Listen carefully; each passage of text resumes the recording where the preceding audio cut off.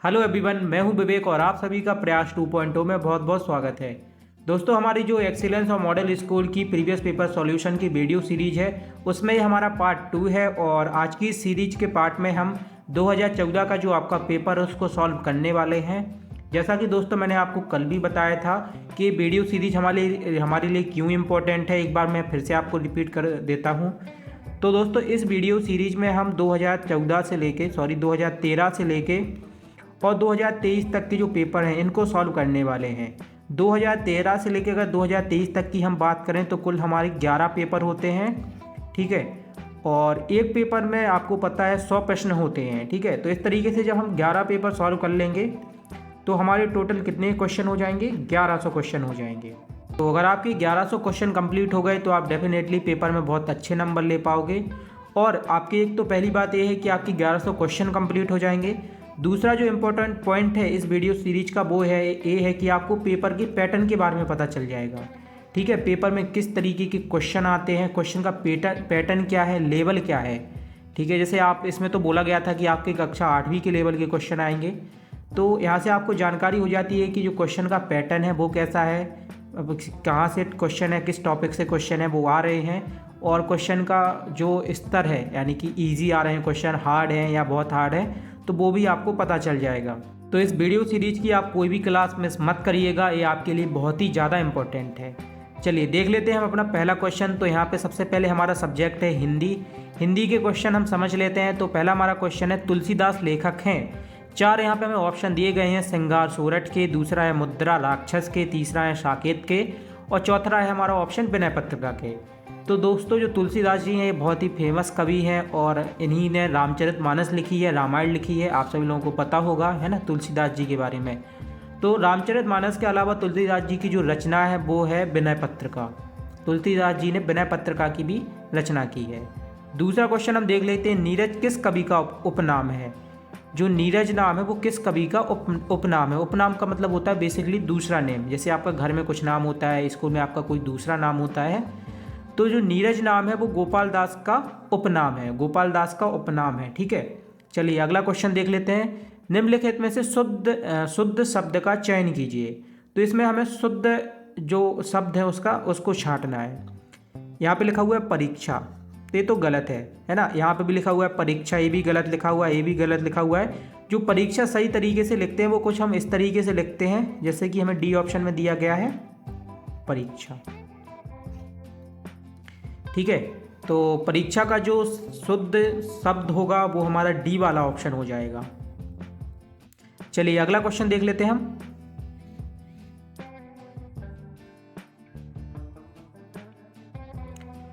अगला क्वेश्चन है हमारा, अपराजिता शब्द में उपसर्ग है। जैसा कि कल मैंने आपको बताया था, जो शब्द आगे जोड़े जाते हैं किसी शब्द के वो उपसर्ग कहलाते हैं। जैसे कि यहाँ पे मैं एक फिर से आपको एग्जांपल देता हूँ, अमन। अब देखिए मन जो शब्द है ना, मन शब्द में हमने आ को जोड़ दिया तो वो क्या हो गया? अमन हो गया। तो इसमें जो उपसर्ग होगा वो क्या होगा? हमारा आ होगा। किसी शब्द के आगे जोड़े जाने वाले जो शब्द होते हैं वो उपसर्ग कहलाते हैं। इसी तरीके से अगर हम बात करें अपारजता शब्द की, तो अपारजता शब्द में देखो कुछ इस तरीके से लिखते हैं, इसमें जो उपसर्ग होगा वो होगा आपका अपरा, ठीक है। अपराजिता शब्द में जो आपका उपसर्ग होगा वो क्या होगा? अपरा होगा। अगला क्वेश्चन है हमारा, निम्न में से जल शब्द का पर्यायवाची नहीं है। तो इनमें से जल का पर्यायवाची शब्द कौन सा नहीं है? जल मतलब बेसिकली पानी होता है, ये तो हमारा राइट है। बारी, सलिल और अनल, तो इसमें से जो जल का पर्यायवाची नहीं है वो अनल है। अनल का मतलब होता है वायु, ठीक है। तो ये जल का पर्यायवाची शब्द है वो नहीं होगा। चलिए अगला क्वेश्चन देख लेते हैं, दोहा छंद में मात्राएं होती हैं। दोहा छंद में कितनी मात्राएं होती हैं? तो जो दोहा वाला हमारा हिंदी का वीडियो लेक्चर है उसमें हमने आपको ये सारी कॉन्सेप्ट बताए हुए हैं। यहाँ पे मैं आपको एक बार फिर से रिपीट कर देता हूँ। तो दोहा छंद में जो मात्राएं होती हैं वो 13 और 11 मात्राएं होती हैं। पहले इसके चरण में 13 की मात्राएं होंगी और दूसरे चरण में इसमें 11 मात्राएं होंगी, ठीक है। चलिए अगला क्वेश्चन देख लेते हैं, प्रकृति का सुकुमार कवि कहा जाता है। ये क्वेश्चन 2013 में भी आया था। तो प्रकृति की जो सुकुमार कवि है वो सुमित्रा नंदन पंत को कहा जाता है। जो पंत जी हैं ये हमारे प्रकृति के सुकुमार कवि हैं। क्वेश्चन नंबर 8वां है हमारा, ठन ठन गोपाल का अर्थ है। जो ठन गोपाल बाग खेस का क्या अर्थ है? यहाँ पे 4 ऑप्शन दिए गए हैं। दिन रात भगवान की पूजा करना, दूसरा ऑप्शन है अधिक मूर्ख होना, तीसरा है किसी काम का व्यक्ति ना होना और चौथा है धनहीन होना। तो जो ठन गोपाल का अर्थ होता है वो होता है धनहीन होना। जब आपके पास धन नहीं होता है तो तब इस वाक्य का प्रयोग किया जाता है ठन गोपाल का। अगला क्वेश्चन है राजपूत में समास है। जो राजपूत हमें शब्द दिया गया है इसमें कौन सा समास है? तो राजपूत में अगर हम समास की बात करें तो इसमें तत्पुरुष समास है। ठीक है, समास वाले वीडियो लेक्चर में हम आपको बताएंगे ये सारी चीज़ें। अभी आप समझ लीजिए कि जो राजपूत में समास है वो कौन सा समास है? तत्पुरुष समास है। इसके बाद हमारा 10वां क्वेश्चन है संधि का। कबिंद शब्द का संधि विच्छेद। तो कबिंद शब्द का जो संधि विच्छेद होता है वो कुछ इस तरीके से होता है, कवि, ठीक है, प्लस इंद्र। कवि प्लस इंद्र हमारे कबिंद शब्द का संधि विच्छेद होता है। अब यहाँ पे हम देखते हैं इसका राइट आंसर कौन सा है। तो जो इसमें बी वाला ऑप्शन दिया गया है ये हमारा इसका राइट आंसर हो जाएगा, कवि प्लस इंद्र। अगला क्वेश्चन नंबर 11, राष्ट्रीय गीत के रचयिता हैं, रचयिता का नाम है। तो राष्ट्रीय गीत की जो रचना की थी वो बंकिम चंद्र चटर्जी ने की थी। राष्ट्रीय गीत हमारा वंदे मातरम है और इसकी जो रचना की थी वो बंकिम चंद्र चटर्जी ने की थी। अगर हम बात करें राष्ट्रीय गान की, राष्ट्रीय गान हमारा जनगण मन है, ठीक है, और उसकी जो रचना की थी वो रविंद्रनाथ टैगोर ने की थी। ठाकुर लिखा हुआ है, उनको टैगोर भी बोलते हैं। तो इस तरीके से हमारा क्वेश्चन नंबर 11 भी कंप्लीट हो जाता है। अब देख लेते हैं हम क्वेश्चन नंबर 12वां। तो यहाँ पे 12वें क्वेश्चन में हमसे पूछा गया है सब कुछ जानने वाला के लिए एक शब्द है, यानी उस व्यक्ति को हम क्या कहेंगे जो सब कुछ जानता है। 4 ऑप्शन दिए गए हैं, जानकार, दूसरा है विद्वान, तीसरा है सर्वज्ञ और चौथा है ज्ञानी। देखो जानकार भी है, जिसको जानकारी होती है उसको जानकार बोलते हैं। विद्वान जो किसी चीज़ में जिसके पास दिमाग होता है, किसी चीज़ की नॉलेज होती है उसको क्या बोलते हैं? विद्वान बोलते हैं। फिर हमारा अगला डी वाला ऑप्शन है ज्ञानी। ज्ञानी मतलब किसी विषय का जानने वाला। लेकिन यहाँ पे सब कुछ जानने वाले की बात की गई है, मतलब ऐसा कोई पर्सन जिसको सारी नॉलेज है, और जिसको सारी नॉलेज है उसको क्या बोला जाता है? सर्वज्ञ बोला जाता है। ठीक है, तो सब कुछ जानने वाला के लिए एक जो शब्द आएगा वो क्या आएगा? सर्वज्ञ आएगा। अगला क्वेश्चन है हमारा 13, विशेषण शब्द शीतल की भाववाचक संज्ञा होगी। जो विशेषण शब्द यहाँ पे शीतल दिया गया है इसकी भाववाचक संज्ञा क्या होगी? तो शीतल का मतलब होता है ठंडा, और इसकी जो भाववाचक संज्ञा होगी वो क्या होगी? शीतलता होगी। शीतलता एक भाव है ना, हाँ, तो ये क्या हो जाएगी? इसकी एक भाववाचक संज्ञा हो जाएगी। चलिए अगला क्वेश्चन देख लेते हैं। पीपर पात सरस मंडोला में अलंकार है। देखो यहाँ पे तुलना की जा रही है, पीपर पात सरस मंडोला, पीपर की तरह किसका मन है? वो डोल रहा है। तो यहाँ पे जो अलंकार होगा वो कौन सा अलंकार होगा? उपमा अलंकार होगा। ठीक है, अगला क्वेश्चन देख लेते हैं। वीर रस का स्थायी भाव होता है। तो वीर रस का जो स्थायी भाव है वो होता है उत्साह। ठीक है, जैसे खूब लड़ी मर्दानी वह तो झांसी वाली रानी थी। जब इस तरीके की हम कविताएं पढ़ते हैं तो हमें एक अंदर से उत्साह आता है, जिसको हम मोटिवेशन भी बोल सकते हैं। ठीक है, आप कोई वीर रस की कविता सुन लीजिए, आपको मोटिवेशन आ जाएगा। तो वीर रस का जो स्थायी भाव होता है वो हमारा उत्साह होता है। तो दोस्तों इस तरीके से हमने हिंदी के 15 क्वेश्चन को सॉल्व कर लिया है। अब हम बेसिकली इंग्लिश के जो आपके 16 से लेकर 30 तक के क्वेश्चन हैं उनको सॉल्व करेंगे। इंग्लिश में हमारा पहला क्वेश्चन है, मिस्टर वर्मा इज सीनियर मी। देखो यहाँ पे बोला गया है कि जो मिस्टर वर्मा है वो मुझसे सीनियर है, तो इसमें कंपैरिजन किया जा रहा है। ठीक है, मुझ में और जो मिस्टर वर्मा है उनमें। तो यहाँ पे जो वर्ड आएगा जिससे इसको फिल किया जाएगा वो आएगा हमारा देन, THAN वाला देन। ठीक है, इसका मतलब देन यानी तो तब होता है। ठीक है, तो ये नहीं आएगा इसमें, यहाँ पे कौन सा आएगा वर्ड? देन आएगा, THAN। अगला क्वेश्चन है, divide the sweet all the student. देखो यहाँ पे स्टूडेंट की बात की गई है ना, यानी स्टूडेंट तो बहुत सारे होते हैं। अगर किन्हीं दो लोगों के बीच में बात की जाए, जैसे कि यहाँ पे लिखा होता है डिवाइड दी स्वीट्स और divide the sweet Ram and Shyam, यहाँ पे दो लोगों की बात की जाती तो यहाँ पे बिटवीन आता। बिटवीन का मतलब होता है बराबर बांटना। लेकिन जब दो से ज़्यादा सब्जेक्ट हो, दो से ज़्यादा लोगों में बांटना हो, तो वहाँ पे यूज किया जाता है किसका? अमंग का यूज किया जाता है। ठीक है, क्लियर। अगला क्वेश्चन देख लेते हैं, माई वेदर इज HDO। अब देखो HDO को अगर हम देखेंगे तो इसको हम कुछ इस तरीके से लिखते हैं, SD और O। अब देखो ये जो वर्ड स्टार्ट हो रहा है वो हिंदी में किससे स्टार्ट हो रहा है? स्वर से स्टार्ट हो रहा है। जो AD होता है वो क्या होता है? स्वर होता है। इसलिए इसमें किसका यूज किया जाएगा? N का यूज किया जाएगा। ये बहुत ही इंपॉर्टेंट कॉन्सेप्ट है। इसी तरीके के क्वेश्चन और भी पेपर में पूछे जाते हैं। जैसे आपसे पूछ लेगा कि MLA में कौन सा आर्टिकल आएगा? अब देखो इसको MLA को हिंदी में हम इस तरीके से लिखते हैं ML और A। हिंदी में ये स्वर से स्टार्ट हो रहा है, हिंदी में जो इसका उच्चारण है वो किससे स्टार्ट हो रहा है, स्वर से स्टार्ट हो रहा है। इसलिए इसमें हम जिस आर्टिकल का प्रयोग करेंगे वो हमारा कौन सा आर्टिकल होगा, एन होगा। चलिए इसके बाद देख लेते हैं हम अपना क्वेश्चन नंबर 19 क्वेश्चन में बोला गया है the correct alphabetical order of the words ample, Edward, anxiety और एपिटाइट।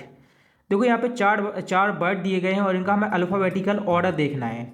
देखो सबसे पहले इस चारों वर्ड हैं वो ए से स्टार्ट हो रहे हैं, ठीक है।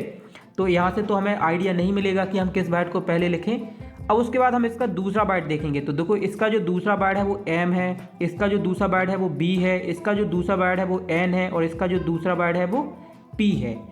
अब हम इन चारों वर्ड को अगर अरेंज करें, अच्छे तरीके से अरेंज करें, तो देखो बी हमारा ABCD में सबसे पहले आता है, इसके बाद हमारा एम आता है, ठीक है, यहाँ पे हम 2 नंबर दे देते हैं। इसके बाद हमारा एन आता है और सबसे बाद में हमारा पी आता है।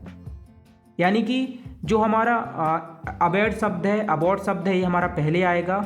इसके बाद हमारा जो एम्पल शब्द है ये दूसरे नंबर पे आएगा। इसके बाद जो एंजाइटी शब्द है वो तीसरे नंबर पे आएगा और जो चौथा है एपेटाइट ये हमारा चौथे नंबर पे आएगा। हम यहाँ पे क्रम देख लेते हैं कौन सा क्रम इसमें सही रहेगा। तो दोस्तों आप यहाँ पे देख सकते हो जो इसमें तीसरे नंबर का क्रम है ये हमारा एकदम राइट है, ठीक है।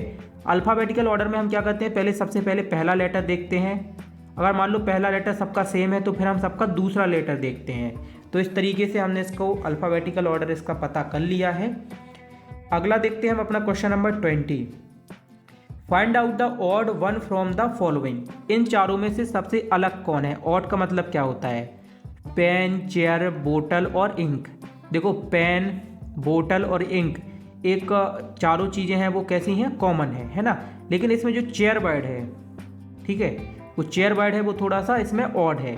जैसे एक स्टूडेंट होता है उसके पास पेन होता है और बोतल होती है, इंक होती है, लेकिन उसके बाद चेयर थोड़ा सा ऑड हो जाएगा, है ना। तो इसका जो राइट आंसर है वो क्या है, यहाँ पे चेयर हो जाएगा। चलिए अगला क्वेश्चन देख लेते हैं 21। The opposite of include is. Include का मतलब होता है जोड़ना। इंक्लूड का मतलब क्या होता है, जोड़ना। और इसका मैं अपोजिट बताना है, अपोजिट का मतलब होता है उल्टा। तो इंक्लूड यानी जोड़ना और एक्सक्लूड यानी क्या हो जाएगा, अलग करना, ठीक है। तो इंक्लूड का जो अपोजिट वर्ड होगा वो हमारा क्या हो जाएगा, एक्सक्लूड हो जाएगा। इसके बाद question number 22 is the silent letter in knee. जो KNEE है इसमें साइलेंट लेटर क्या है, तो इसको नी पढ़ते हैं, यानी कि इसमें जो के होता है वो हमारा क्या होता है, साइलेंट होता है। तो इसका जो आंसर होगा 22 का वो कौन सा हो जाएगा, हमारा ए वाला हो जाएगा, है ना। चलिए अगला क्वेश्चन देख लेते हैं 23 क्वेश्चन में बोला गया है the feminine gender of tiger is. Tiger का जो फेमिनिन जेंडर होता है वो क्या होगा। तो टाइगर का जो फेमिनिन जेंडर होता है, टाइगर यानी चीता होता है, और इसका जो फेमिनिन जेंडर होता है वो टाइग्रेस होती है। यानी कि इसका जो बी वाला ऑप्शन है वो राइट आंसर हो जाएगा। इसी तरीके से अगला क्वेश्चन देख ले हम 27 the noun form of great is. Great की जो नाउन फॉर्म है वो क्या होगी। तो इसका जो आंसर है वो है हमारा ग्रेटफुल। ग्रेट की जो नाउन फॉर्म होगी वो हमारी ग्रेटफुल होगी। अगला क्वेश्चन देख लेते हैं the plural of child is. तो चाइल्ड का जो प्लूरल होता है, प्लूरल का मतलब बहुवचन। तो चाइल्ड यानी होता है बच्चा और चिल्ड्रन यानी होते हैं बहुत सारे बच्चे, ठीक है। तो चाइल्ड का जो प्लूरल होगा वो क्या होगा, हमारा चिल्ड्रन होगा। यहाँ पे हमने क्वेश्चन की सॉल्व करने के जो पैटर्न में थोड़ा सा चेंज कर दिया है। अब हम यहाँ पे दोनों साइड के जो क्वेश्चन है उनको सॉल्व करते हुए चलेंगे, ठीक है। क्रम से हम क्वेश्चन को सॉल्व नहीं करेंगे। जो आपका लेफ्ट साइड में क्वेश्चन है, ठीक है, मान लो ये आपका लेफ्ट साइड में है और ये क्वेश्चन आपका राइट साइड में है, तो इन दोनों क्वेश्चन को हम साथ में सॉल्व करते हुए चलेंगे। 28 क्वेश्चन है हमारा to smell a rat means. तो to smell a rat means एक मुहावरा है इंग्लिश का और इसका जो मतलब होता है वो होता है टू सस्पेक्ट आ ट्रिक, ठीक है। इसका मतलब होता है टू सस्पेक्ट आ ट्रिक। कुछ संदिग्ध चीज़ के लिए इंग्लिश में मुहावरे का यूज किया जाता है टू स्मेल आ रैट। चलिए अगला क्वेश्चन देख लेते हैं। Animal that can be live both on land and water are. यानी कि वो एनिमल्स जानवर जो अर्थ पर भी रहते हैं, यानी कि ज़मीन पर भी रहते हैं और पानी में भी रहते हैं, उनको क्या बोला जाता है। तो इस तरीके के जो एनिमल्स होते हैं उनको एम्फीबियंस बोला जाता है। क्या बोला जाता है, एम्फीबियन बोला जाता है। यानी कि इसका जो बी वाला ऑप्शन होगा वो राइट आंसर हो जाएगा। यहाँ पे अगला क्वेश्चन है हमारा 29 I like sweets the correct negative sentences. क्योंकि यहाँ पे प्रेजेंट इंडेफिनेट का सेंटेंस लिखा हुआ है आई लाइक और यहाँ पे है आपका स्वीट। अब इसको हमें नेगेटिव में बनाना है, ठीक है, नेगेटिव में बनाना है तो हम क्या करेंगे, यहाँ पे आई के साथ डू आता है हमारा, है ना, और यहाँ पे हम नॉट ऐड कर देंगे, तो I do not like sweet, ये हमारा क्या हो जाएगा, सॉरी, ये हमारा हो जाएगा इसका नेगेटिव सेंटेंस हो जाएगा, ठीक है। तो इस तरीके से इसका जो बी वाला ऑप्शन है वो क्या हो जाएगा, राइट आंसर हो जाएगा।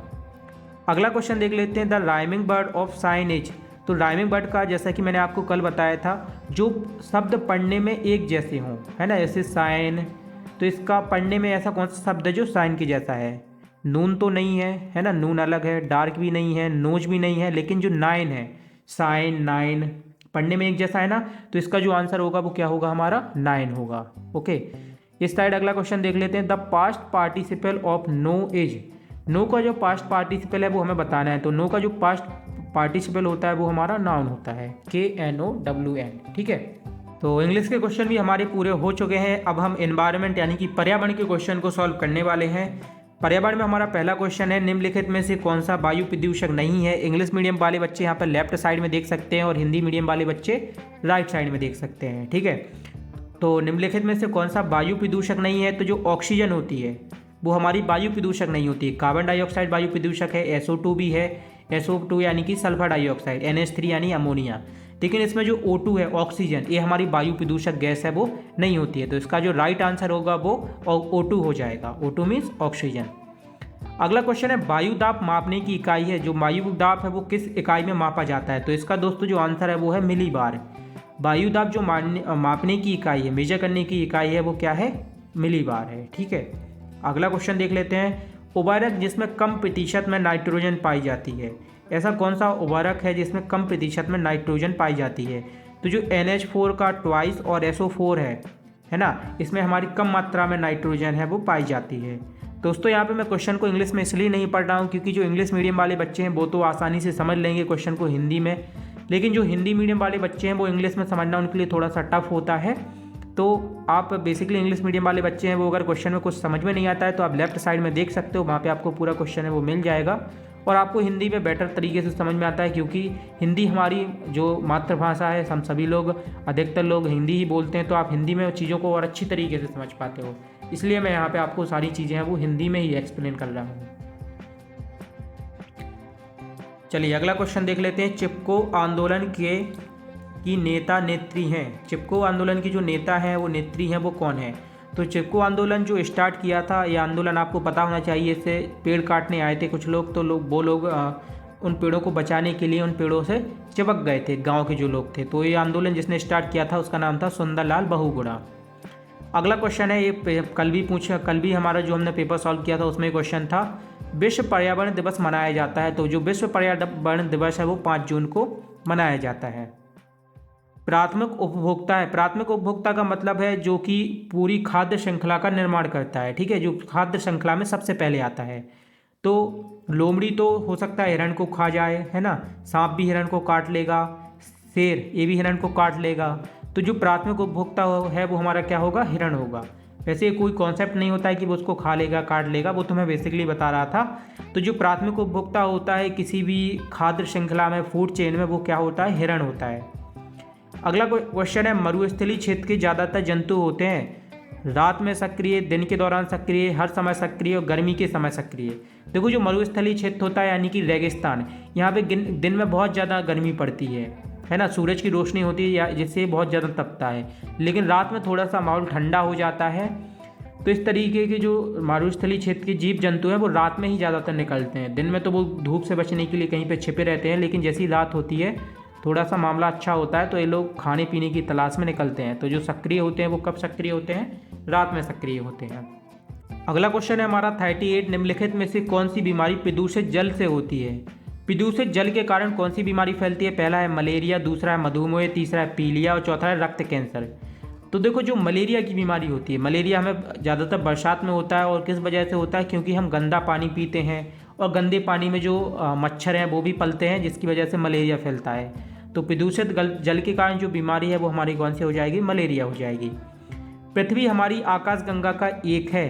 देखो आकाशगंगा जो पूरा यूनिवर्स है उसको क्या बोला जाता है, आकाशगंगा बोला जाता है। और पृथ्वी हमारी उस पूरी आकाशगंगा का एक ग्रह है है ना। तो यहाँ पे हमारा इसका जो आंसर हो जाएगा वो क्या हो जाएगा, ग्रह हो जाएगा। चलिए अगला क्वेश्चन देख लेते हैं। लवणीय जल का प्रमुख स्रोत है। लवण का मतलब होता है नमक।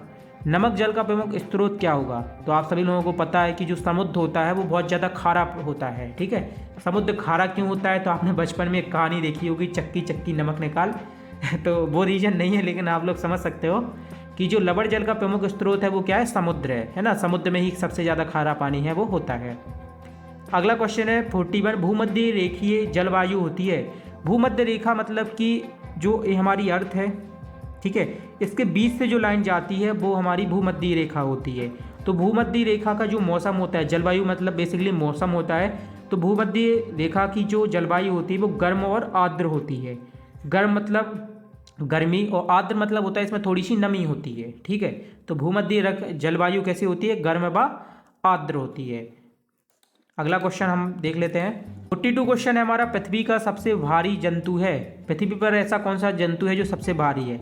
4 ऑप्शन दिए गए हैं, ऊंट, हाथी, मछली और नीली व्हेल। आप सभी को इसका आंसर पता होगा। इसका आंसर क्या है हमारा? देखो, अगर आप हाथी सोच रहे हो ये तो गलत है। जो पृथ्वी पर सबसे भारी जंतु है वो कौन सी है? नीली व्हेल है। नीली व्हेल का वजन बहुत बड़ा होता है, कई हाथियों के बराबर एक नीली व्हेल होती है, ठीक है। तो इसका जो राइट आंसर होगा वो हमारा नीली व्हेल होगा। चलिए अगला क्वेश्चन देख लेते हैं। लेड पीवी के कारण होता है। जो लेड होता है इसके कारण क्या होता है? तो लेड के कारण वायु प्रदूषण फैलता है। जब लेड वायु में घुल जाता है तो इससे क्या होता है? वायु प्रदूषण फैलता है। तो इसमें से इसका जो आंसर होगा वो क्या होगा? वायु प्रदूषण होगा। अगला क्वेश्चन, अम्ल वर्षा में उपस्थित होती है। अम्ल वर्षा क्या होती है? जब वायुमंडल में SO2 और NO2 की मात्रा ज़्यादा हो जाती है तो अम्ल वर्षा होती है, ठीक है। और SO2 और NO2 ही अम्ल वर्षा में मेनली जो सब्सटेंस है वो उपस्थित होते हैं। तो इसका आंसर हो जाएगा हमारा SO2 और NO2। SO2 का मतलब है सल्फर डाइऑक्साइड और NO2 का मतलब है नाइट्रस डाइऑक्साइड। अगला क्वेश्चन देख लेते हैं। प्रमुख प्रदूषण फैलाने वाला घटक है। प्रदूषण सबसे ज़्यादा कौन फैलाता है? तो यहाँ पे जंतु, मनुष्य, हाइड्रोजन गैस और चौथा है उपयुक्त में से कोई नहीं। तो बेसिकली आपको पता होगा जो आजकल पृथ्वी पर सबसे ज़्यादा प्रदूषण फैला रहा है वो कौन है? देखो, जो जीव जंतु है वो तो प्रदूषण नहीं फैलाते बिल्कुल। आपने देखा कहीं जीव जंतुओं को कार मोटरसाइकिल यूज करते हैं ना, ये कभी नहीं देखा होगा, लेकिन मनुष्य यूज करते हैं। और सबसे ज़्यादा जो प्रदूषण फैलाते हैं वो कौन फैलाते हैं? मनुष्य फैलाते हैं। तो इसका जो राइट आंसर हो जाएगा वो मनुष्य है। तो स्टूडेंट, जो हमारे पर्यावरण के क्वेश्चन है वो पूरे सॉल्व हो चुके हैं। अब हमारा जो अगला सब्जेक्ट है वो है जनरल नॉलेज यानी कि सामान्य ज्ञान। आप चाहें तो अभी 2 मिनट का थोड़ा सा ब्रेक ले सकते हैं, इस क्लास को रुका दीजिए और 2 मिनट का ब्रेक ले लीजिए। उसके बाद आप लोग अपनी जो आगे की पढ़ाई है वो कंटिन्यू रख सकते हैं। बीच बीच में ब्रेक लेना भी थोड़ा सा ज़रूरी होता है, तो आप पानी वानी पी के फिर से इस क्लास को देखिए। चलिए अगला क्वेश्चन देख लेते हैं। किसी प्राणी को मरुस्थल का जहाज कहा जाता है। किस प्राणी को मरुस्थल का जहाज कहा जाता है? तो मरुस्थल का जो जहाज होता है वो ऊँट होता है ना। मरुस्थल यानी रेगिस्तान। रेगिस्तान में जो किसी जानवर का जो सबसे ज़्यादा इस्तेमाल किया जाता है वो ऊँट होता है। अगला क्वेश्चन देख लेते हैं। लोहे में जंग लगना किस परिवर्तन का उदाहरण है? जो लोहे में जंग लग जाती है वो किस परिवर्तन का उदाहरण है, किस परिवर्तन के कारण लग जाती है? तो जो लोहे में जंग लगना परिवर्तन है वो हमारा कौन सा परिवर्तन है? रासायनिक परिवर्तन है, ठीक है। अगला क्वेश्चन देख लेते हैं। कान्हा किसली राष्ट्रीय उद्यान किस जिले में स्थित है? कान्हा किसली जो हमारा राष्ट्रीय उद्यान है वो मध्य प्रदेश में है और मध्य प्रदेश के मंडला जिले में आता है, ठीक है। 49 क्वेश्चन है, 2013 के पेपर में भी पूछा गया था। धान का कटोरा किस राज्य को कहा जाता है? तो जो छत्तीसगढ़ है, छत्तीसगढ़ को धान का कटोरा कहा जाता है। यहाँ पे धान की बहुत अलग अलग वैरायटी की खेती की जाती है, इसलिए छत्तीसगढ़ को क्या बोला जाता है? धान का कटोरा बोला जाता है। अगला क्वेश्चन है 50। BCG का टीका किस रोग से बचाव हेतु लगाया जाता है? तो जो BCG का टीका होता है वो TB से बचने के लिए लगाया जाता है, ठीक है। TB जो बीमारी होती है, क्षय रोग भी बोलते हैं, उससे बचने के लिए हम किसका टीके का यूज करते हैं? BCG के टीके का यूज करते हैं। 51 क्वेश्चन है। मध्य प्रदेश का एकमात्र हिल स्टेशन कौन सा है? मध्य प्रदेश में हिल स्टेशन मतलब पहाड़ पे घूमने वाली जो जगह है उसको हिल स्टेशन बोला जाता है। तो मध्य प्रदेश में जो पंचमढ़ी है, ठीक है, पंचमढ़ी में ही हिल स्टेशन है। और पंचमढ़ी की जो सबसे ऊंची चोटी है, उसका नाम क्या है? धूपगढ़ है, धूपगढ़, ठीक है। तो जो सबसे हिल स्टेशन है मध्य प्रदेश का एकमात्र हिल स्टेशन है वो पंचमढ़ी है। और पंचमढ़ी की जो सबसे ऊंची चोटी है उसका नाम क्या है?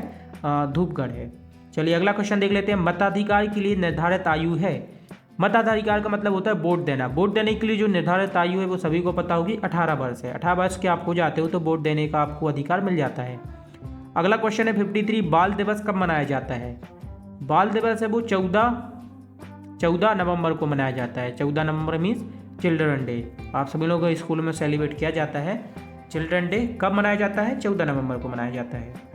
अगला क्वेश्चन है जबलपुर शहर किस नदी के किनारे स्थित है? किस नदी के किनारे बसा हुआ है? तो जबलपुर शहर है वो नर्मदा नदी के किनारे बसा हुआ है और जबलपुर के पास ही भेड़ा घाट है जहाँ से नर्मदा नदी निकलती है और धुआंधार जलप्रपात बनाती है। तो जबलपुर शहर किस नदी के किनारे बसा हुआ है? इसका आंसर हो जाएगा हमारा नर्मदा। अगला क्वेश्चन है हमारा 55, खरीफ फसलों की कटाई होती है। खरीफ फसलें वो फसलें होती हैं जिनको वर्षा ऋतु में बोया जाता है। तो जो फसलें जून जुलाई में बोई जाती है उनकी जो कटाई होती है वो अक्टूबर नवंबर में होती है। यानी कि 55 का जो हमारा आंसर होगा वो अक्टूबर नवंबर हो जाएगा। 56 क्वेश्चन है हमारा किस खेल में गुगली शब्द का प्रयोग होता है? तो ये बात तो इसका आंसर तो सभी को पता होगा। गुगली शब्द काफ़ी फेमस है, कमेंट्री में आपने सुना होगा। तो क्रिकेट में जो गुगली शब्द है उसका प्रयोग किया जाता है। अगला क्वेश्चन है हमारा 57, केरल की राजधानी क्या है? केरल की जो राजधानी है वो है तिरुवनंतपुरम। यहाँ पे लिखा हुआ है तिरुवनंतपुरम। चलिए अगला क्वेश्चन है हमारा स्वर्ण मंदिर कहाँ स्थित है? कल भी हमने इस पर बात की थी। तो स्वर्ण मंदिर है वो हमारा अमृतसर में है, जो कि कपिल शर्मा का होम टाउन है। इसको गोल्डन टेम्पल भी बोलते हैं स्वर्ण मंदिर को, और ये अमृतसर में है। अगला क्वेश्चन है तात्या टोपी की समाधि किस शहर में स्थित है? तो जो तात्या टोपी जी की समाधि है वो शिवपुरी जिले में है। ठीक है। अगला क्वेश्चन है हमारा 60, निम्नलिखित में से कौन सा राज्य मध्य प्रदेश की सीमा को स्पर्श नहीं करता है? तो ऐसा कौन सा राज्य है जो मध्य प्रदेश की सीमा को स्पर्श नहीं करता है? मैं बेसिकली आपको यहाँ पे बता देता हूँ। मान लो ये मध्य प्रदेश है, तो मध्य प्रदेश में यहाँ पे पड़ता है आपका उत्तर प्रदेश यानी कि यूपी। ठीक है। यहाँ पे आपका सीजी यानी कि छत्तीसगढ़, यहाँ पे है आपका गुजरात, यहाँ पे आपका महाराष्ट्र। ठीक है। तो ये आपके 4 हो गए। एक और आपका कुछ होता है, हाँ सॉरी, यहाँ पे होता है आपका राजस्थान। आज ये लिख देता हूँ मैं। तो देखो महाराष्ट्र भी इसमें है, छत्तीसगढ़ भी है, उत्तर प्रदेश भी है, लेकिन जो उत्तराखंड है, उत्तराखंड से मध्य प्रदेश की कोई भी सीमा है वो नहीं लगती है। तो इसका जो आंसर हो जाएगा वो हमारा उत्तराखंड हो जाएगा। ठीक है। मध्य प्रदेश 5 राज्यों की सीमा को टच करता है। इसमें आपका उत्तर प्रदेश, छत्तीसगढ़, महाराष्ट्र, गुजरात और राजस्थान। तो हमारे जीके के भी सारे क्वेश्चन हो गए हैं। अब हम साइंस के क्वेश्चन को डिस्कस करने वाले हैं। साइंस में हमारा पहला क्वेश्चन है एड्स का रोगजनक है। जो एड्स बीमारी होती है उसका रोगजनक क्या होता है? तो इसका जो वायरस होता है वो HIV होता है। ठीक है। अगला क्वेश्चन देख लेते हैं, उत्तल लेंस के फोकस पर रखी वस्तु का प्रतिबिंब कहाँ बनेगा? जो उत्तल लेंस का फोकस है ना, उसके फोकस पर अगर कोई वस्तु रखी है तो उसका प्रतिबिंब कहाँ बनेगा? तो उसका जो प्रतिबिंब है वो अनंत पर बनता है।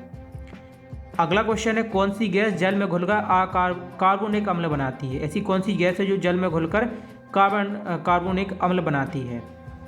दोस्तों 63 क्वेश्चन है हमारा, कौन सी गैस जल में घुलकर कार्बनिक अम्ल बनाती है? तो जो कार्बन डाइऑक्साइड होती है, देखो कार्बोनिक अम्ल का जो फॉर्मूला होता है वो कुछ इस तरीके से होता है H2CO3। ठीक है। तो H2O हो जाएगा हमारा पानी और CO2 हो जाएगी हमारी गैस। जब इन दोनों को हम मिला देते हैं तो हमारा क्या बन जाता है? तो हमारा बन जाता है H2CO3, जो कि क्या होता है? हमारा कार्बोनिक अम्ल होता है। तो 63 का हमारा आंसर हो जाएगा कार्बन डाइऑक्साइड।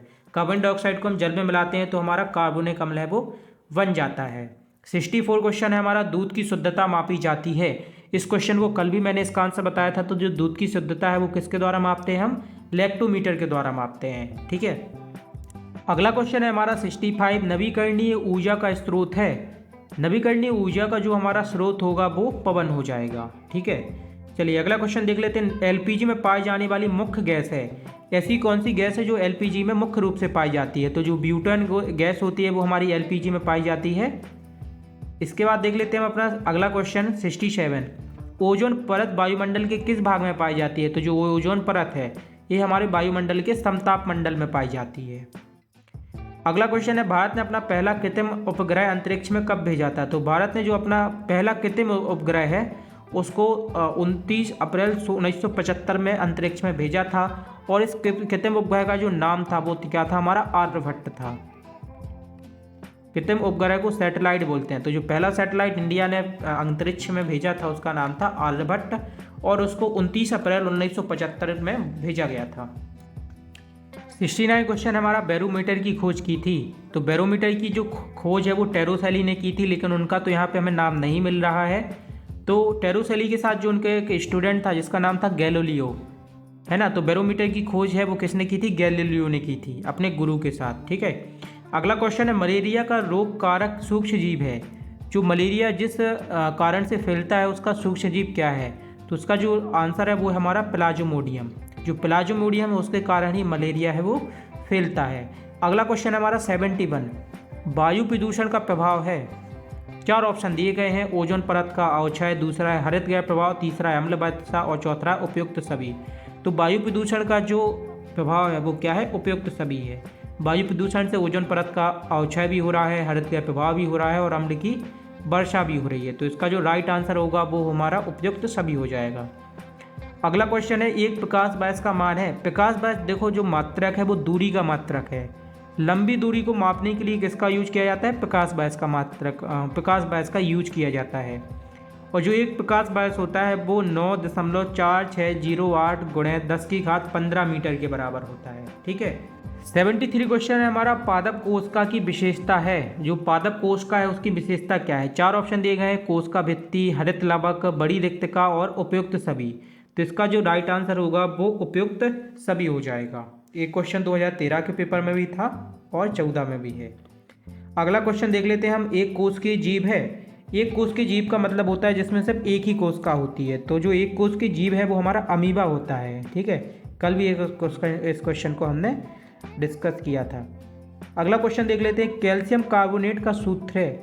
कैल्शियम कार्बोनेट का जो सूत्र होता है वो CaCO3 होता है। ठीक है, Ca यानी कैल्शियम और CO3 यानी कार्बोनेट। तो इसका जो राइट आंसर होगा वो हमारा सी वाला ऑप्शन हो जाएगा, CaCO3। 76 क्वेश्चन है निम्नलिखित में से कौन सर्वाहारी? सर्वाहारी का मतलब है ऐसा कौन है जो मांस भी खाता हो शाकाहारी भी हो, है ना, दोनों चीज़ें खा सकता है। तो देखो जो गाय है वो शाकाहारी है, जो खरगोश है वो शाकाहारी है, जो शेर है वो मांसाहारी है। शेर कभी भी घास नहीं खाता है, वो सिर्फ मांस ही खाता है। तो इसका जो आंसर होगा वो मनुष्य होगा। मनुष्य शाकाहारी भी होते हैं और मांसाहारी भी होते हैं। तो मनुष्य को हम बोलेंगे, तो मनुष्य को हम लोग सर्वाहारी बोलेंगे। 77 क्वेश्चन है हमारा भूकंप का मापन किया जाता है। तो जो भूकंप का मापन है वो सिस्मोग्राफ से किया जाता है। इसका राइट आंसर हो जाएगा सिस्मोग्राफ। अगला क्वेश्चन है हाइड्रोजन के समस्थानिक की संख्या है। जो हाइड्रोजन के समस्थानिक उसकी संख्या क्या क्या है? तो हम पहले यहाँ पे जान लेते हैं हाइड्रोजन के कौन कौन से समस्थानिक हैं। तो हाइड्रोजन के समस्थानिक है 1H1, 1H2 और 1H3, यानी कि टोटल इसके कितने समस्थानिक हैं? तो इसके टोटल 3 समस्थानिक हैं, यानी कि इसका जो सी वाला ऑप्शन है वो राइट आंसर हो जाएगा। अगला क्वेश्चन है 79 परितंत्र में पौधे कहलाते हैं। तो जो परितंत्र होता है उसमें देखो मान लो ये पौधे हैं, ठीक है, पौधे को खाता है कौन? हिरण। हिरण को खाता है शेर। तो परितंत्र में जो पौधे होंगे वो क्या हो जाएंगे? हमारे उत्पादक हो जाएंगे। उत्पादक का मतलब कोई प्रोडक्ट, ठीक है। और जो इसको खाता है वो क्या हो जाएगा? उपभोक्ता हो जाएगा। तो हिरण हमारा उपभोक्ता है और पौधे हमारे क्या हैं? उत्पादक हैं। तो 79 का जो हमारा आंसर होगा वो बी वाला हो जाएगा, उत्पादक। 80 क्वेश्चन है हमारा साइंस का सबसे लास्ट क्वेश्चन। तारे टिमटिमाते हैं। रात में आपने देखा होगा तारे आपको टिमटिमाते हुए नजर आते हैं। तो जो तारों के टिमटिमाने का कारण होता है वो होता है प्रकाश का अपवर्तन। अपवर्तन के कारण ही जो तारे हैं वो हमें टिमटिमाते हुए दिखाई देते हैं। तो दोस्तों इस तरीके से हमने 80 क्वेश्चन को सॉल्व कर लिया है। और अगर आपको इनमें से किसी भी क्वेश्चन में कोई डाउट है तो आप हमारे डाउट वाले सेशन में अपने डाउट को जरूर पूछ सकते हैं। आपको वहाँ पे पूरा इस क्वेश्चन का जो आपका डाउट है उसको सॉल्व किया जाएगा। आपको फिर से इस क्वेश्चन का एक्सप्लेनेशन है वो दिया जाएगा। अब इसके बाद हम सॉल्व करने वाले हैं मैथ के क्वेश्चन। और मैं आपको सजेस्ट करूंगा कि मैथ के क्वेश्चन सॉल्व करने के लिए आप अपने पास एक कॉपी पेन जरूर लेकर रखें। जो मैं आपको जिस तरीके से क्वेश्चन को सॉल्व करके दिखाऊंगा आपको उसको नोट भी करते चलना है और सीखते भी चलना है कि आप मैथ के क्वेश्चन को किस तरीके से सॉल्व है वो कर पाओगे। चलिए तो मैथमेटिक्स के क्वेश्चन को हम सॉल्व करने वाले हैं। सभी लोग कॉपी पेन अपने पास लेकर रखेंगे। पहला क्वेश्चन है हमारा वृत्त की परिधि का सूत्र है। वृत्त की जो परिधि होती है, ठीक है, ये हमने एक वृत्त बनाया, इसके चारों ओर एक परिधि होती है, इसका सूत्र क्या होता है? तो परिधि फाइंड करने का जो हमारा सूत्र होता है वो 2πr होता है। तो इसका जो पहला वाला ऑप्शन है वो हमारा राइट आंसर हो जाएगा। इसके बाद दोस्तों देख लेते हैं अगला क्वेश्चन। किसी घन का पृष्ठीय क्षेत्रफल क्या होगा यदि इसकी भुजा 7 सेंटीमीटर है। भुजा को हम मैथमेटिक्स में जो लिखते हैं वो ए लिखते हैं, ठीक है। तो हमें भुजा दी गई है कितनी, 7 सेंटीमीटर दी गई है, और हमें इसका पृष्ठीय क्षेत्रफल बताना है।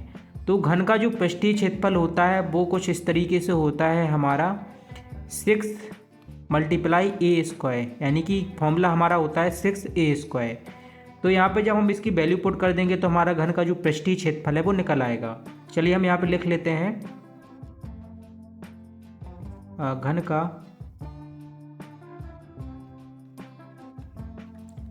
पृष्ठीय क्षेत्रफल। तो घन का जो पृष्ठीय क्षेत्रफल होता है उसका हमारा फॉर्मूला होता है 6a², ठीक है। अब सिंपली हम यहाँ पे क्या करेंगे, वैल्यू पुट कर देंगे। तो 6a हमारा कितना, a हमारा 7 सेंटीमीटर है, यहाँ पे हम a की वैल्यू रखेंगे 7, तो हमारा हो जाएगा 7 का स्क्वायर।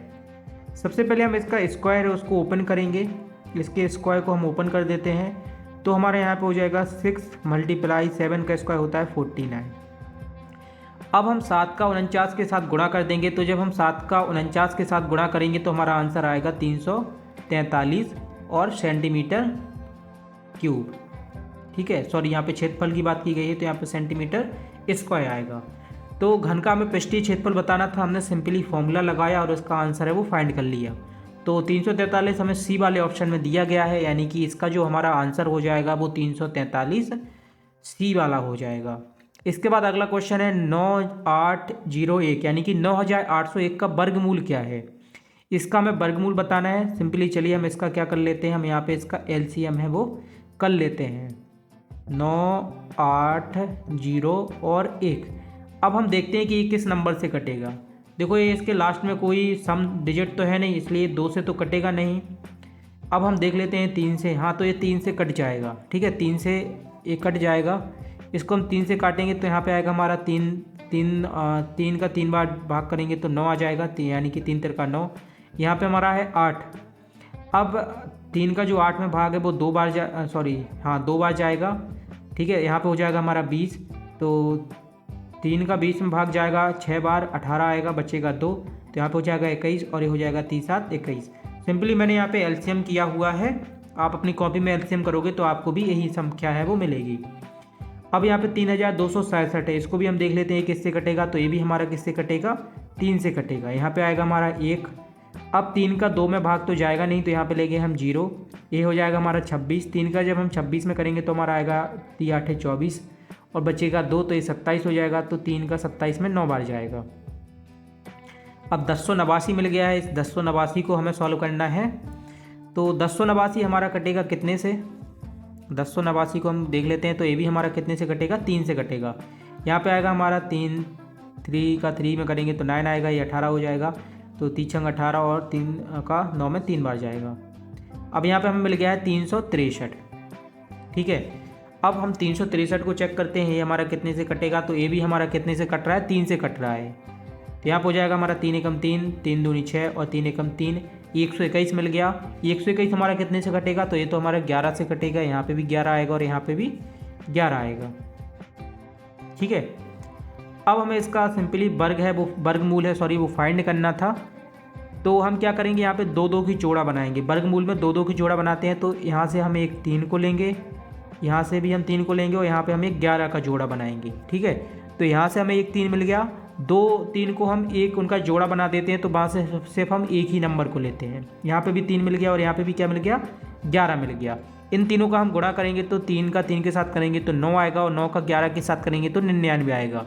यानी कि इसका जो वर्गमूल होगा वो हमारा क्या हो जाएगा, 99 हो जाएगा, ठीक है। एलसीएम करते हैं और एलसीएम करके वर्गमूल आप सभी लोगों को निकालना आता है। तो सिंपली हमने इसी तरीके से यहाँ पे जो एलसीएम करके वर्गमूल है उसको फाइंड है वो किया है। चलिए अगला क्वेश्चन देख लेते हैं हम अपना 84 क्वेश्चन में हमसे पूछा गया है कि यदि एक घन का आयतन 3375 घन सेंटीमीटर है तो इसकी भुजा की लंबाई क्या होगी। ये भी बहुत सिंपल सा क्वेश्चन है। चलिए यहाँ पे हम इसको सॉल्व कर लेते हैं। तो यहाँ पे हमें बोला गया है कि जो घन का आयतन है, आयतन को हम भी से डिनोट करते हैं। तो जो घन का आयतन है वॉल्यूम वो है हमारा 3375 सेंटीमीटर क्यूब, ठीक है। हमें इसकी भुजा की लंबाई बतानी है। भुजा हमारी क्या होती है, कोर होती है। अब देखो जो आयतन का फॉर्मूला होता है वो होता है हमारा v equal to a cube. क्या होता है हमारा v equal to a cube होता है। v की हमें वैल्यू पता है, वॉल्यूम हमें पता है कितना है हमारा 3375 है। यहाँ पे इक्वल आ जाएगा हमारे ए क्यू के। ठीक है,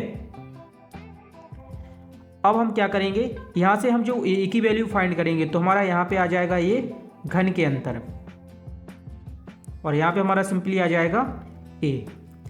अब हम 3375 का घन फाइंड कर लेंगे तो हमें ए की सिंपली जो वैल्यू है वो मिल जाएगी। चलिए यहाँ पे हम इसका घन कर लेते हैं, एलसीएम लेके ही करेंगे। 3375 सबसे पहले ए कटेगा हमारा 3 से, यहाँ पे आएगा 1 1 2 5। इसको भी हम काटेंगे कितने से, 3 से, तो यहाँ पे आएगा 3 9, यहाँ पे आएगा 2 21, यहाँ पे आएगा 15। इसको भी हम 3 से ही काटेंगे तो ये आएगा 3 एकम 3 3 दूनी 6 3 5 15। इसको काटेंगे हम 5 से तो यहाँ पे आएगा 25। फिर से इसको 5 से काटेंगे तो यहाँ पे आएगा 5, और फिर 5 को 5 से काट देंगे तो यहाँ पे आ जाएगा 1। अब हमें इसका घन फाइंड करना है। घन यानी कि यहाँ पे 3 की करनी है तो हमें इसका घन फाइंड करना है। घन फाइंड करने के लिए हम क्या करते हैं, 3 3 के जोड़े बनाते हैं। ठीक है, तो यहाँ से मिल जाएगा हमें 3 और यहाँ से मिल जाएगा हमें 5। 3 का 5 के साथ हम गुणा करेंगे तो हमें मिल जाएगा 15। यानी 15 का जो घन होता है वो कितना होता है, 3375 होता है। यानी कि जो घन की भुजा होगी उसकी लंबाई कितनी हो जाएगी, 15 सेंटीमीटर हो जाएगी। 84 का जो पहला वाला ऑप्शन है वो इसका राइट आंसर हो जाएगा। चलिए देख लेते हैं हम 85 क्वेश्चन। पर उससे पहले अगर आपको किसी भी क्वेश्चन में कोई डाउट है या कोई भी क्वेश्चन आपको समझ में नहीं आता है तो आप इस क्लास को थोड़ा सा पीछे कर लीजिए और फिर से उसको क्वेश्चन को समझिए। फिर भी अगर आपको कोई क्वेश्चन समझ में नहीं आता है तो आप जो हमने ग्रुप बनाया हुआ है उस ग्रुप में आप अपना डाउट सेशन है वो जरूर पूछ लीजिए। चलिए देख लेते हैं हम अपना अगला क्वेश्चन। अगला क्वेश्चन है हमारा 85। यदि 3x + 2 = 11 है हो तो x का मान बताओ। सिंपली हमें यहाँ पे इक्वेशन दी गई है। इक्वेशन है हमारी 3x + 2 = 11। ठीक है, इसको अब हम सॉल्व करेंगे तो देखो सबसे पहले हम नंबर को दूसरी साइड ले जाएंगे तो हमारे यहाँ पे हो जाएगा नंबर यानी कि 2। 2 को हम 11 की तरफ ले जाएंगे तो हमारा हो जाएगा 11 - 2। तो यहाँ पे हमारा बचेगा 3x। सेम यहाँ पे 11 में से 2 गया तो हमारा बचा 9। अब यहाँ से हम x की वैल्यू फाइंड करेंगे तो x हमारा आएगा 9/3 के, और जब हम 9 में 3 का भाग करेंगे तो आंसर आएगा हमारा 3 है। यानी कि जो x की वैल्यू है वो हमारी कितनी है, 3 है। तो इसका जो ए वाला ऑप्शन है वो राइट आंसर हो जाएगा। तो आई होप कि आपको वही क्वेश्चन समझ में आ गया होगा। अगला क्वेश्चन है हमारा 86। 8000 का 5% की दर से 2 वर्ष का साधारण ब्याज क्या होगा। तो 8000 रुपये हमने किसी को दिए, मतलब कि हमारा मूलधन यानी कि प्रिंसिपल है, इसको हम लिखते हैं पी से। तो हमारी जो प्रिंसिपल होगा वो कितना होगा, प्रिंसिपल अमाउंट होगा हमारा 8000। यहाँ पर रेट यानी होती है दर है हमारा 5%, और जो टाइम है हमारा 2 वर्ष यानी कि 2 ईयर। ठीक है, और हमें साधारण ब्याज है उसको कैलकुलेट करना है। ठीक है, तो साधारण ब्याज जो फाइंड करने का हमारा फॉर्मूला होता है वो हमारा इक्वल होता है आई यानी कि इंटरेस्ट यानी कि ब्याज इक्वल टू होता है हमारा P × R × T, और इसके इन तीनों के बटे में आता है हमारा कितना, 100 आता है। ठीक है, अब सिंपली हम क्या करेंगे, यहाँ पे वैल्यू पुट करेंगे और इसका आंसर फाइंड करेंगे। तो I इक्वल टू हो जाएगा हमारा P है हमारा 8000, R है हमारा 5 और T है हमारा कितना 2। इस सब के बटे में आ जाएगा हमारा कितना, 100 आ जाएगा। ठीक है, चलिए इसको थोड़ा सा मैं और ऊपर कर देता हूँ। अब यहाँ पे आप देखिए 2 0 से 2 0 है वो कट जाएंगे। ठीक है, 2 0 से 2 0 कैंसिल। अब इन तीनों का हम गुणा कर देंगे, किसका, 80 का, 5 का और 2 का। तो 2 का 5 के साथ गुणा करेंगे तो 2 पंचे 10 आ जाएगा, और 10 का जब हम 80 के साथ गुणा करेंगे तो हमारा कितना आ जाएगा, 800 आ जाएगा। यानी कि जो हमें 2 साल के बाद ब्याज मिलेगा वो कितना मिलेगा, 800 रुपये मिलेगा। यहाँ पे हम देख लेते हैं किस ऑप्शन में हमें 800 दिया गया है। तो जो आपका बी वाला ऑप्शन है इसमें हमें 800 दिया गया था, तो 86 का जो हमारा आंसर हो जाएगा वो बी वाला हो जाएगा। ठीक है, 800। चलिए अगला क्वेश्चन देख लेते हैं, पर उससे पहले इसको हमें थोड़ा सा इरेज करना पड़ेगा, है ना। आप वीडियो को रुका के इसको आराम से नोट कर सकते हो अपनी कॉपी में, कोई इशू नहीं है ना। चलिए यहाँ पे हमारा अगला क्वेश्चन है, अर्धवृत्त का कोण होगा। इस क्वेश्चन को हमने कल भी सॉल्व किया था, आज इसको मैं आपको फिर से एक्सप्लेन कर देता हूँ। अर्धवृत्त का कोण कितना होता है। ठीक है, मान लीजिए एक हमारा ये पूरा वृत्त है। ठीक है, मान लो हमारा कितना है, पूरा वृत्त है। पूरा वृत्त का जो हमारा कोण होता है वो 360 डिग्री होता है। अब अगर हम बात करें आधे की, है ना। मान लो इस जो पूरा सर्कल था इसमें हमने कितने से डिवाइड कर दिया, 2 से, तो इसके कोण में भी 2 से डिवाइड हो जाएगा अगर हम अर्धवृत्त की बात कर रहे हैं। तो यहाँ पे अगर हम 360 में 2 का भाग कर देंगे तो हमारा अर्धवृत्त का कोण कितने डिग्री का हो जाएगा, 180 अंश का। ठीक है, तो आपको याद रखना है अर्धवृत्त का जो कोण होता है वो कितने डिग्री का होता है, वो हमारा 180 डिग्री का होता है। ठीक है, अगला क्वेश्चन है हमारा 88, 3 दर्जन संतरों का मूल्य 27 है, 5 दर्जन संतरों का मूल्य होगा। तो यहाँ पे हमें से बोला गया है कि जो 3 दर्जन संतरे हैं, 3 दर्जन संतरों का जो मूल्य है वो कितना है हमारा, 27 रुपीज़ है। ठीक है, सबसे पहले हम 1 दर्जन का फाइंड करेंगे। 3 दर्जन का 27 है तो 1 दर्जन का कितना होगा, सिंपली हम यहाँ पे क्या करेंगे, 27 में 3 का भाग कर देंगे। ठीक है, तो हमें मिल जाएगा 9, यानी कि 1 दर्जन का 9 रुपये मूल्य है और 3 दर्जन का कितना है, 27 है। अब हमें 5 दर्जन का फाइंड करना था। 1 दर्जन का हमारा कितना है, 1 दर्जन का है हमारा 9 रुपये, 1 दर्जन का मूल्य कितना है हमारा, 9 रुपये। 5 दर्जन का हमारा मूल्य कितना होगा,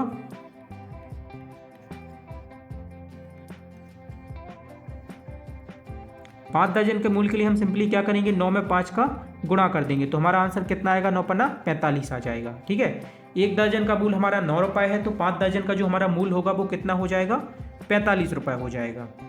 चलिए देख लेते हैं इसके बाद हम अपना अगला क्वेश्चन है हमारा 90, 2 अंकों की सबसे छोटी अभाज्य संख्या कौन सी है।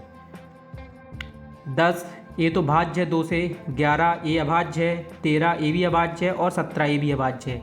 लेकिन हमें सबसे छोटी संख्या बतानी थी, तो 13, 11 और 17 में से जो सबसे छोटी संख्या है वो कौन सी है, 11 है। 10 को हमने इसलिए नहीं लिया क्योंकि 10 भाज्य है, 10 को हम 2 से डिवाइड कर सकते हैं, 5 से भी डिवाइड कर सकते हैं, डिवाइड मीन्स काट सकते हैं, बट 11 को नहीं काट सकते। तो 2 अंकों की जो सबसे छोटी अभाज्य संख्या होगी वो हमारी क्या हो जाएगी, 11 हो जाएगी। चलिए अगला क्वेश्चन देख लेते हैं 91 क्वेश्चन में बोला गया है 110 का संपूरक कोण है। तो 110 का संपूरक कोण हम किस तरीके से निकालते हैं, 2 कोणों का योग जब 180 अंश होता है तो उसको हम संपूरक कोण बोलते हैं। ठीक है, अब मान लो एक कोण हमारा 110 अंश है और दूसरा हमारा कोण क्या है, x है। ठीक है, मान लो हमारा जो पहला कोण हमारा क्या है, 110 है और दूसरा हमारा कोण कितना है, x है। x मीन्स हमें पता नहीं है। अब हमें ये पता है कि दोनों कोणों का जो योग होता है वो कितना होता है हमारा, 180 होता है। यहाँ से अगर हम x की वैल्यू फाइंड करेंगे तो हमारा x आ जाएगा 180 माइनस 110, यानी कि x हमारा हो जाएगा 70 डिग्री का। यानी कि अगर पहला कोण 110 डिग्री का है तो दूसरा कोण हमारा कितने डिग्री का हो जाएगा, 70 डिग्री का हो जाएगा। यानी कि 91 का जो इसका राइट आंसर है वो हमारा हो जाएगा 70 डिग्री। ओके, आई होप कि आप सभी लोगों को पता चल गया होगा। चलिए अगला क्वेश्चन देख लेते हैं, उससे पहले थोड़ा सा इसको हम इरेज कर लेते हैं। अगला क्वेश्चन भी बहुत इंटरेस्टिंग है। अगला क्वेश्चन में हमें दिया गया है 92, 0.3 की पावर 3 का मान क्या है, यानी 0.3 का घन क्या है।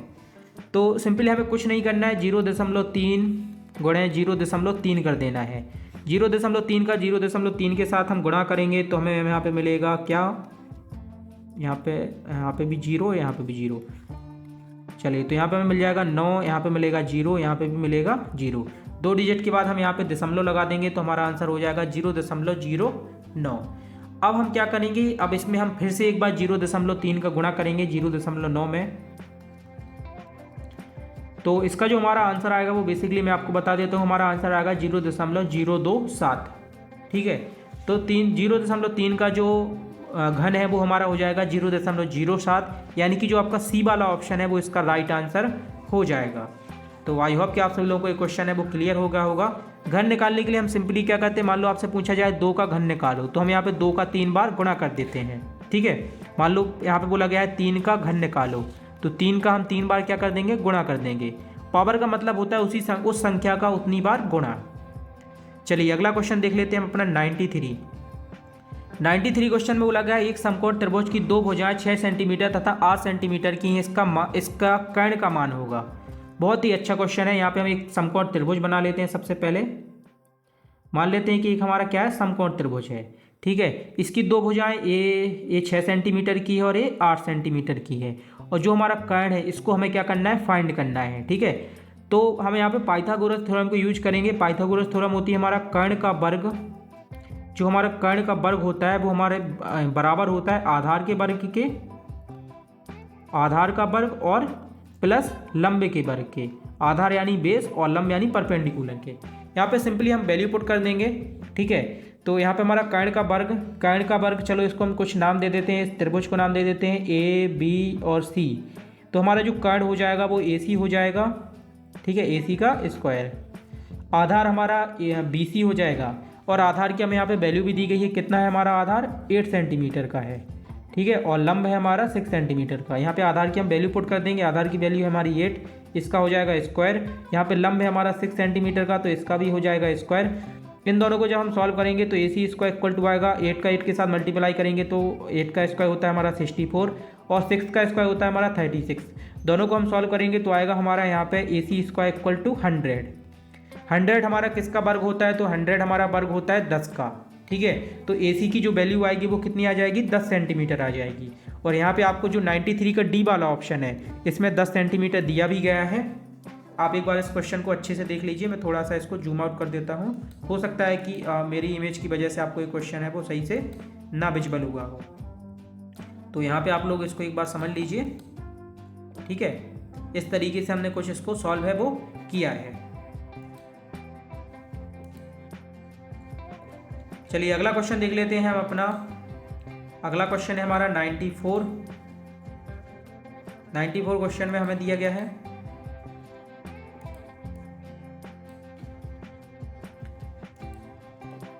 चलिए इसको थोड़ा सा मैं रेज कर देता हूं और अब हम सॉल्व करेंगे अपना अगला क्वेश्चन 94 क्वेश्चन में हमें बोला गया है कि दिए गए चित्र में त्रिभुज ABC एक समबाहु त्रिभुज है, वृत्त का केंद्र O है तथा BAC is equal to 60 centimetre है। तो हमें बताना है BOC होगा। देखिए जो ये वाला एंगल है कुछ इस तरीके का एक ट्राइंगल बना हुआ है, इस तरीके का एक यहाँ पे ट्राइंगल है वो बना हुआ है। ए वाला हमें कोण है वो फाइंड करना है, ए वाला जो कोण है वो हमें 60 डिग्री का दिया गया है। मैं आपको यहाँ पे एक सिंपल सी बात बताता हूँ। देखो ए वाला जो कोण होता है ना, उसका डबल होता है ए वाला कोण। मान लो ये वाला 60 का है तो ये वाला कितने का हो जाएगा, 120 का हो जाएगा, डबल होता है, ठीक है। तो इस वाले जो कोण की मेजरमेंट होगी BOC की वो कितनी होगी, 120 अंश होगी। सिर्फ आपको एक थोड़ा सा फॉर्मूला याद रखना है, एक थोड़ा सा कॉन्सेप्ट याद रखना है कि ऊपर वाला कोण अगर 60 का है तो उसका जो आगे वाला कोण होगा जिसकी हम बात कर रहे हैं वो डबल हो जाएगा, 120 का हो जाएगा, ठीक है। 95 क्वेश्चन है हमारा, त्रिभुज के तीनों कोणों का योग होता है। तो त्रिभुज के जो तीनों कोणों का योग है वो 180 अंश होता है और चतुर्भुज के चारों कोणों का योग 360 डिग्री होता है। इसको जरूर याद रखना। तो यहाँ पे हमारा आंसर हो जाएगा 180 डिग्री। अगला क्वेश्चन है हमारा 96, निम्नलिखित में से कौन सी संख्या पूर्ण घन नहीं है। ऐसी कौन सी संख्या है जो पूर्ण घन नहीं है। तो देखो जो हमारा 1331 होता है वो आई थिंक 11 का जो घन है वो होता है 729 की अगर हम बात करें तो 729 हमारा होता है कितने का, चलो उसको हम छोड़ देते हैं। ये 64 होता है हमारा 4 का, और जो 243 है तो मुझे डाउट है 729 और 243 में से हम दोनों को चेक कर लेंगे। पहले हम 729 को करेंगे तो कटेगा हमारा 3 से, यहाँ पे आएगा 6, यहाँ पे 4, यहाँ पे 3, इसको काटेंगे तो आएगा 81, इसको काटेंगे तो आएगा 27, इसको काटेंगे तो आएगा 9। जहाँ पे भी आपको डाउट हो आपको तुरंत एलसीएम कर लेना है, ठीक है। अब यहाँ पे हम 3 के पेयर बनाएंगे तो जो 729 होता है वो हमारा 9 का घन होता है, ठीक है। लेकिन जो 243 है मुझे लगता है 243 किसी का भी घनमूल नहीं होता है। चलो इसको काट के देखते हैं। तो ये हो गया 8, 1, ये 27, देखो यहाँ पे 3 का एक पेड़ तो बन जाएगा लेकिन यहाँ पे एक 3 है वो कम पड़ रहा है, ठीक है। यानी कि जो 243 है वो पूर्ण घन संख्या नहीं होगी। तो 96 का हमारा आंसर है 243। देखो यहाँ पे 1331 और जो 64 था वो मुझे डायरेक्टली याद था इसलिए मैंने लिख दिया है। अगर आपको थोड़ी सी भी कन्फ्यूजन है तो आप तुरंत एलसीएम लेके कर सकते हो, ठीक है। इसको सॉल्व करने का जो सिंपली मेथड होता है वो एलसीएम ही होता है। एलसीएम आपको अगर आपको करना आता है तो वहाँ से आप पता कर पाओगे कि कौन सी संख्या है वो पूर्ण घन है और कौन सी संख्या पूर्ण घन नहीं है। चलिए अगला क्वेश्चन देख लेते हैं हम अपना 97 क्वेश्चन है, अगर किसी वृत्त की त्रिज्या को दुगना कर दिया जाए तो उसका क्षेत्रफल होगा। बहुत ही इंटरेस्टिंग क्वेश्चन है। कल इसी तरीके से हमने एक परिधि का क्वेश्चन किया था और मैं यहाँ पे आपको थोड़ी सी स्पीड में इसलिए पढ़ाता हूँ क्योंकि आपका टाइम वेस्ट करना मैं बिल्कुल भी नहीं चाहता। मैं इसलिए थोड़ी सी स्पीड रखता हूँ ताकि जल्दी जल्दी हमारी पूरी क्लास हो जाए और आपका टाइम भी वेस्ट है वो ना हो। आपको इस क्लास को 1.5x या फिर 2x में ना देखना पड़े, आपको आसानी से आपकी जो पूरी क्लास है वो चलती रहे। तो यहाँ पे हमें बोला गया है किसी वृत्त की त्रिज्या को दुगना कर दिया जाए तो उसका क्षेत्रफल क्या होगा। चलिए हम मानते हैं, मान लो जब किसी वृत्त की त्रिज्या क्या थी, जब किसी वृत्त की जो रेडियस थी है ना वो r थी, तो उसका क्षेत्रफल क्या होता था, क्षेत्रफल यानी कि एरिया को हम a से लिखते हैं, तो उसका एरिया होता था हमारा पाई आर स्क्वायर। ठीक है, अब मान लो हमने उसकी त्रिज्या को क्या कर दिया, दुगना कर दिया। त्रिज्या हमारी कैसे हो गई, 2r हो गई है ना, मतलब कि 2 गुनी हो गई।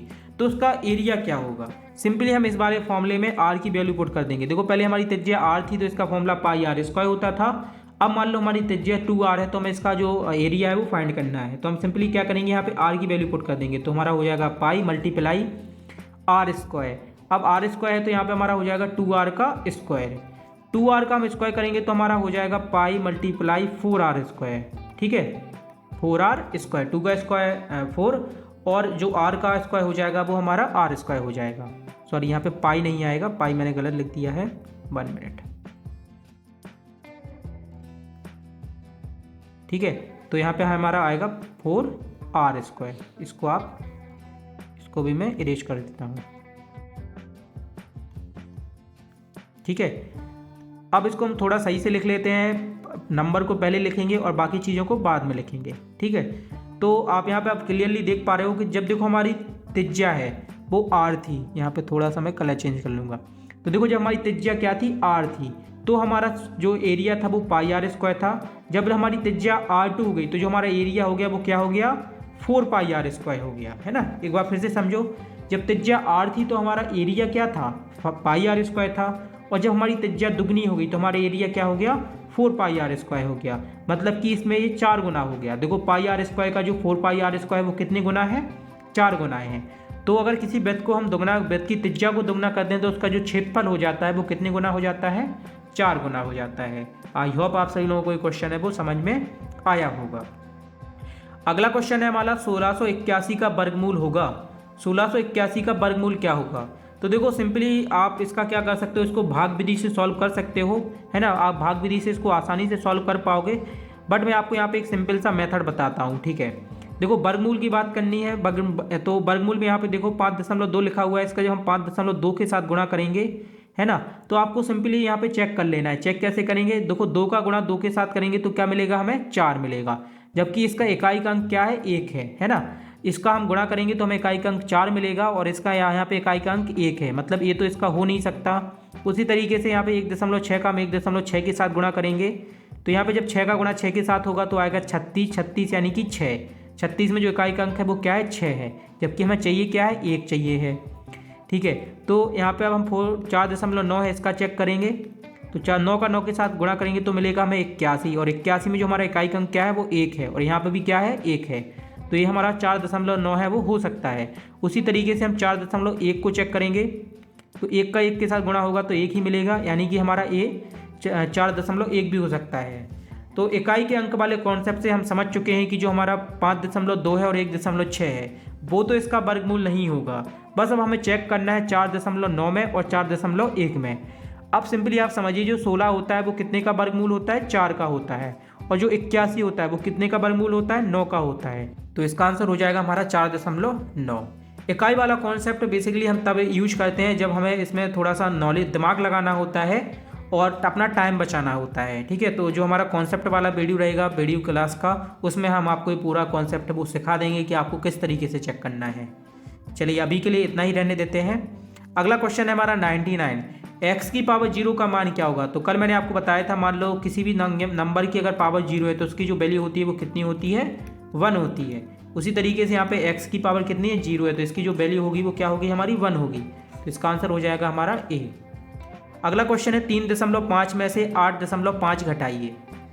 यहाँ पे घटाना है तो 3.5 माइनस 8.5, दोनों का एलसीएम लेंगे, एलसीएम हमारा 5 आएगा, यहाँ पे आएगा 3, यहाँ पे आएगा 8, 3 में से 8 जाएगा तो बचेगा माइनस का 5 बटे में 5, 5 से 5 काट देंगे तो हमारा आ जाएगा माइनस का 1। तो 3.5 में से जब हम 8.5 को घटाएंगे तो हमारा आंसर आएगा माइनस का 1। दोस्तों इस तरीके से हमने क्वेश्चन नंबर 100 तक सारे क्वेश्चन को सॉल्व कर लिया है। किसी भी अगर क्वेश्चन में आपको डाउट है तो आप जो हमने ग्रुप बनाया हुआ है वहाँ पे आप अपना डाउट है वो हमसे डायरेक्ट मैसेज करके पूछ सकते हो। आप इस पेपर को अपने घर में भी सॉल्व कर सकते हो, और अगर आपको किसी क्वेश्चन में प्रॉब्लम आती है तो आप ये वीडियो सॉल्यूशन है उसको देख सकते हो। तो चलिए क्लास को यहीं पे ख़त्म करते हैं। Thank you so much.